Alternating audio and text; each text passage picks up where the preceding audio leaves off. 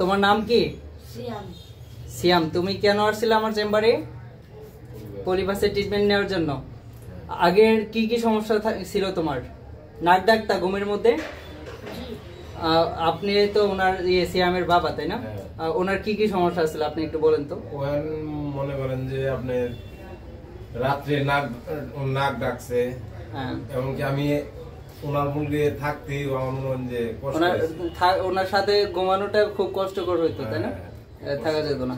আর এখন মানে ট্রিটমেন্ট করছি কতদিন আগে? 8-10 দিন হলো। 8-10 দিন হলো। এখন কি অবস্থা? এখন মোটামুটি তো ভালোই।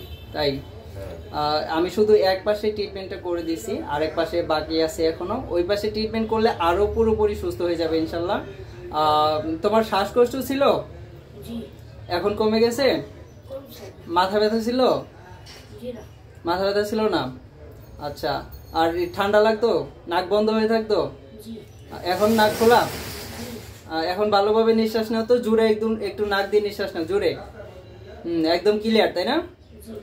যাক, ধন্যবাদ সবাইকে। আমি এখানে পাইলস পলিপাসের ট্রিটমেন্ট করি, ইনশাল্লাহ আজীবনের জন্য ভালো হয়ে যায় আল্লাহর রহমতে।